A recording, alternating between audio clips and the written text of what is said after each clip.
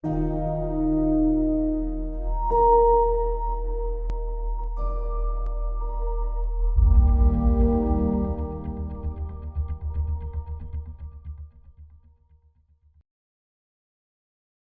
pequena, eu tenho uma paixão muito grande pela música. Com 1 ano e meio de idade, eu já cantava várias músicas da Xuxa com muita felicidade. Com 6 anos de idade, eu entrei para aula de violino, porque eu amava aquele instrumento e aquela forma suave e doce de tocar. Mas eu também me lembro da primeira vez que chegaram e disseram para mim que aquilo era bobagem, que não fazia sentido, que não era legal. Resultado, eu parei de fazer violino. E para não ter muita de conversa, desconforto lá em casa, eu simplesmente desconversava e disse que tinha parado de gostar do instrumento.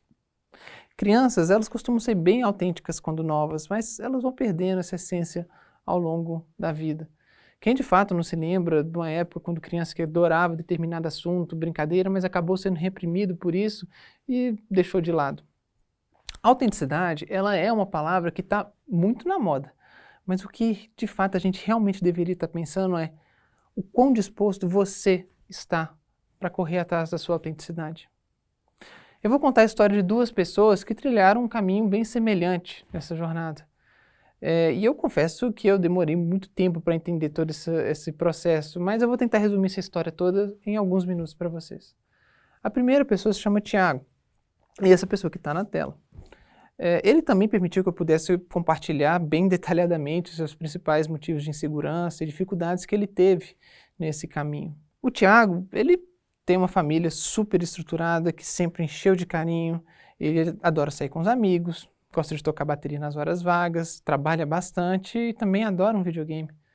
Ele sempre teve relacionamentos duradouros com suas namoradas e podemos dizer que o Tiago vive uma vida conforme o padrão. Só que ele foi desenvolvendo uma crise de ansiedade durante 28 anos da sua vida, justamente pela supressão da sua autenticidade. Desde a tenra infância, ele tinha desejo de troca de gênero com suas amigas, inclusive troca de corpo, mas ele foi entendendo ao longo do tempo que aquilo não era muito aceito para um menino. Então, para atender a expectativa das outras pessoas, ele começou a cortar várias coisas que eram extremamente importantes para ele. Exemplo, ele deixou de assistir desenhos que tinham meninas como protagonistas.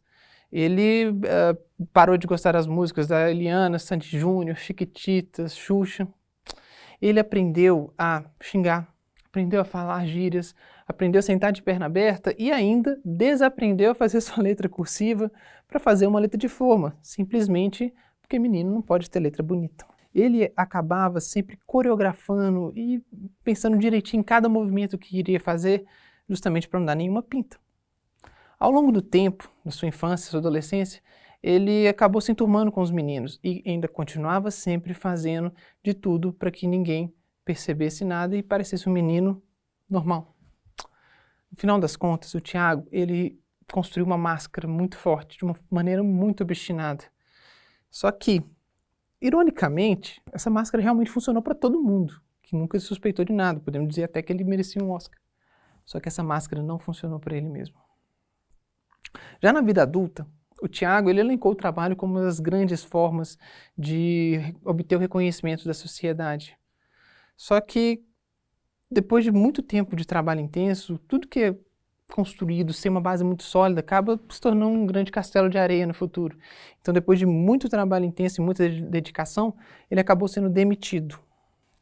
Essa queda foi muito impactante para ele, mas também foi muito importante para que ele pudesse entrar em contato consigo mesmo e refletir sobre todas as decisões que vinha tomando ao longo da vida, além de compilar todas as conversas que ele teve com seu psicólogo nos últimos 8 anos. Essas conversas falavam sim e tocavam sim no tema LGBT, mas muito progresso não foi feito, justamente porque um dos maiores objetivos do Tiago era negar todos os seus desejos e se curar dos seus confusos desejos de troca de gênero.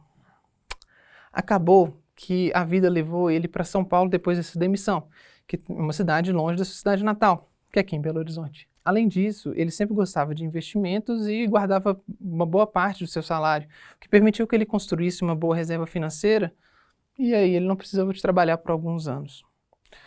Todo esse contexto e situação fez com que ele tivesse paz para poder pensar sobre uma pergunta muito simples, mas também muito profunda.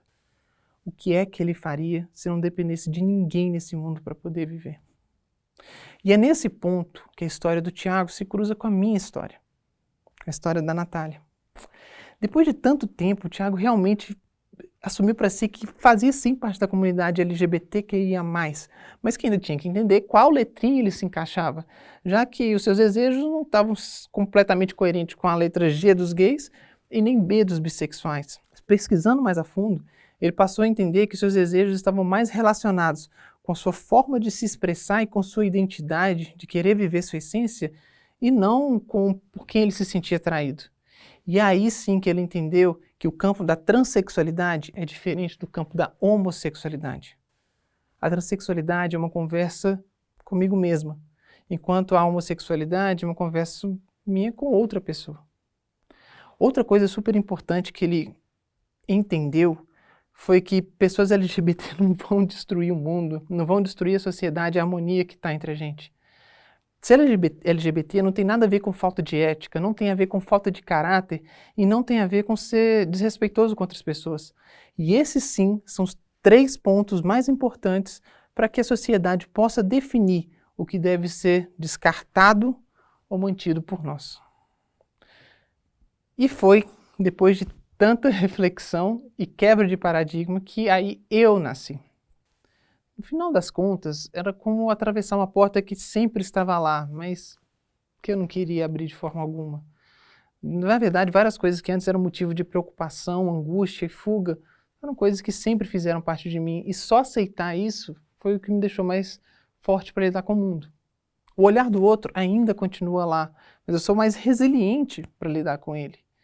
E, obviamente, eu ainda vivo em sociedade e preciso seguir várias normas culturais, mas a diferença é que eu faço isso de uma forma muito mais leve, sem deixar que o meu espaço seja brutalmente tomado.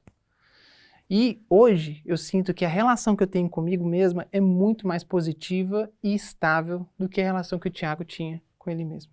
Obviamente, a minha história e minha jornada pela autenticidade está ligada com o fato de eu ser LGBT, mas eu acredito que cada um nesse mundo tem sim a sua barreira que dificulta viver de uma forma muito mais autêntica e saudável. A sua autenticidade, ela pode estar a ver com a sua forma de vestir, com o seu grupo social que você convive, com o seu estilo de vida ou inclusive no seu trabalho. Cada um tem sua história e cada um tem sua própria jornada. E justamente pelo fato de ser uma coisa tão única, para mim, na minha opinião, que deixa uma coisa tão maravilhosa e libertadora. E aí, a gente chega na parte da conversa que eu viro e falo, putz, é muito fácil, né? Basta você pegar um livro de autoajuda, ver um vídeo do TED, contratar um coach, aprender a não ter medo dos outros e ser feliz, né? Mas infelizmente, as coisas não são assim. Muitas vezes, para que a gente possa viver a nossa própria autenticidade, nós vamos ter que entrar em choque com a cultura atual vigente e vamos ter que pagar um preço por isso. Agora, eu também acho que é importante que a gente tenha que equilibrar as coisas, equilibrar o que a gente quer fazer com o que os outros esperam com que a gente faça. Porque nós somos seres sociais, somos homo sapiens, vivemos sociedade e precisamos sim respeitar o espaço do outro. No final das contas, nós vamos ter que realmente ponderar o quanto estamos dispostos a pagar para poder viver a nossa essência. Mas pela minha experiência, eu acredito que as recompensas são muito satisfatórias, principalmente se a paz de espírito for um objetivo seu de vida. Outra coisa que eu acredito é que essa paz, ela só pode ser encontrada dentro de nós mesmos, e talvez eu ache que essa foi a maior lição que eu tive em toda a minha jornada. Quando eu lembro do Tiago, eu lembro que ele tinha momentos felizes, sim, mas ele tinha um sentimento muito grande de incompletude. Hoje, como Natália, eu aprendi a lidar com as coisas que realmente sempre fizeram parte de mim, e hoje eu me sinto uma pessoa muito mais plena. Outra coisa que eu acredito é que nós somos muito mais complexos para ter apenas uma única coisa para ter que preocupar ao longo da nossa existência. E é por isso que eu digo que a autenticidade ela é um processo para a vida inteira, que requer muito autoconhecimento e sabedoria para que a gente possa realmente desfrutar da nossa essência. Bom, depois de tanto tempo, tanta reflexão, eu acabei também decidindo trocar de carreira e atuar num setor que sempre me deu muita satisfação, que é o setor de economia e finanças. Hoje, eu atuo como especialista de investimentos para pessoas físicas no private banking de um banco multinacional, gerindo uma carteira de quase R$ 1 bilhão. E sabe o que é o mais gostoso disso? Hoje eu sinto que o trabalho serve a Natália e não o contrário. Outra coisa muito legal que eu descobri nessa jornada foi ter a grata surpresa de ter sido muito mais bem recebida do que eu imaginava que seria. De fato, eu comecei a entender que a grande maioria das pessoas, obviamente excluindo uma minoria, não são pessoas preconceituosas de uma forma imutável. Na verdade, muitas das vezes elas são pessoas que têm medo do desconhecido e do novo. Pensa só, quando a gente cria um padrão social, a gente cria fronteiras do que a gente considera como certo e o que é errado. E dentro dessa fronteira a gente está bem confortável. Só que nós temos muito receio de que atravessar esses limites e viver fora deles possa trazer a insegurança e destruir tudo aquilo que foi criado no passado. E esse medo, se for para pensar, ele é super legítimo. Por isso que pode-se demorar vários anos para que realmente o preconceito no coração de alguém seja eliminado. Eu não falo isso tudo para que a gente tenha que esperar passivamente e sentado para que as mudanças aconteçam, mas que a gente possa entender como funciona a mente humana para aí sim atuar de maneira correta e trazer as mudanças que são necessárias para a nossa sociedade. E enquanto isso a gente celebra o que for acontecendo no meio do caminho. Vamos ter que ter paciência também, porque as mudanças costumam ser muito lentas e graduais. Outra coisa muito interessante foi ver que ser aberta com a minha história ajuda as pessoas a ter contato com o infrequente e a entender que a infrequência não está relacionada diretamente com a normalidade. Pessoas LGBT, pessoas trans são tão capazes e competentes quanto qualquer pessoa não LGBT. Nós existimos desde sempre e somos tão normais quanto vocês. Infelizmente, eu gostaria que essa minha experiência e sensação que eu tenho hoje fosse a sensação que a maioria das pessoas LGBT e pessoas trans sentem por aí, mas essa não é a realidade. Imagine, muitas pessoas têm problemas com a família, têm problemas no emprego, problemas nos seus círculos sociais. Imagine uma situação em que uma pessoa ela é expulsa de casa por ser LGBT, outras que sofrem bullying já quando criança, que dá vontade de sair do colégio, que vai impactar na sua busca de trabalho no futuro. Outras pessoas acabam nem sendo contratadas simplesmente pela sua aparência. De fato, a realidade é muito mais dura para uma grande maioria das pessoas. Eu não represento o cotidiano das pessoas trans. Eu não sou a regra, eu sou a exceção. O relatório de violências contra pessoas LGBTQIA+, publicado pela Universidade Federal de Minas Gerais em 2020, apontou que 26,6% das pessoas entrevistadas durante o estudo se sentem pouco ou nada acolhidas no mercado de trabalho. Mas a principal demonstração da exclusão que pessoas LGBT enfrentam no dia a dia é também a falta de dados oficiais do governo. O maior exemplo disso foi a ausência de perguntas sobre o gênero e sexualidade no Censo Demográfico de 2021 do IBGE, a maior pesquisa demográfica da América Latina. Sem dados oficiais sobre os problemas enfrentados por essa população, fica ainda mais difícil propor soluções e políticas para a melhoria da qualidade de vida dessas pessoas. Então eu faço uma pergunta para reflexão, que vale para todos. Como podemos alcançar nossa autenticidade quando a cultura externa não nos aceita ou não aceita nossos comportamentos? E para mim existem 3 passos. O primeiro deles é verificar se você está fazendo com o outro aquilo que você gostaria que estivesse fazendo com você. Respeito ao outro é uma coisa fundamental.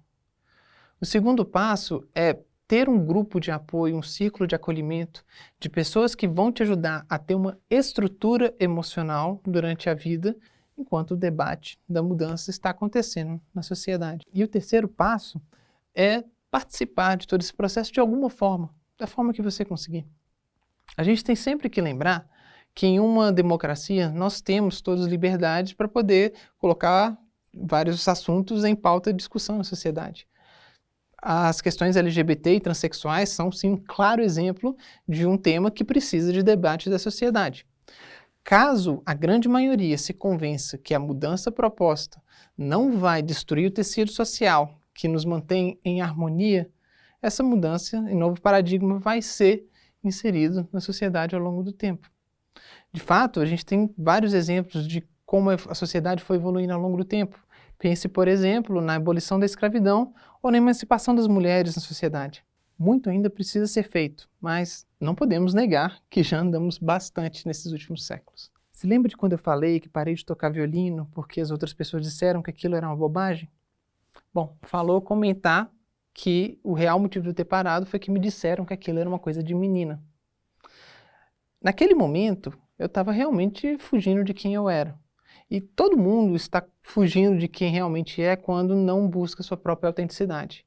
Eu demorei 28 anos para encontrar esse caminho, mas tem pessoas que demoram uma vida inteira e outras ainda que nem não conseguem ter essa experiência ao longo da vida. E de fato, para mim isso não deve ser visto como uma corrida para ver quem chega primeiro. E sim, o que devemos fazer é ter coragem para estar nesse caminho. Cada pessoa nesse mundo, independente que seja preta, branca, rica, pobre, LGBT ou não, etc., precisa estar em contato com sua autenticidade se quiser viver de uma forma mais leve nesse mundo que já é tão caótico. E isso se torna ainda mais necessário se você faz parte de alguma comunidade que vive à margem do padrão. E eu levo comigo a seguinte oração que me ajuda sempre a lembrar que não sabemos tudo e que sempre precisamos rever os nossos paradigmas para que a gente possa construir uma sociedade cada vez mais harmoniosa que esteja sempre evoluindo no futuro. E a oração é a seguinte: Senhor, dai-me força para mudar aquilo que pode ser mudado. Dai-me resignação para aceitar aquilo que não pode ser mudado e dai-me sabedoria para distinguir uma coisa da outra. Eu nasci de novo e essa foi a melhor decisão que eu tomei na minha vida. Quem me conheceu no passado sabe que eu continuo sendo a mesma pessoa, só que muito mais descontraída e confiante. Isso tudo era justamente o que eu buscava com aquela máscara que eu tinha criado. Eu só não sabia que jogá-la fora seria minha solução. Obrigado.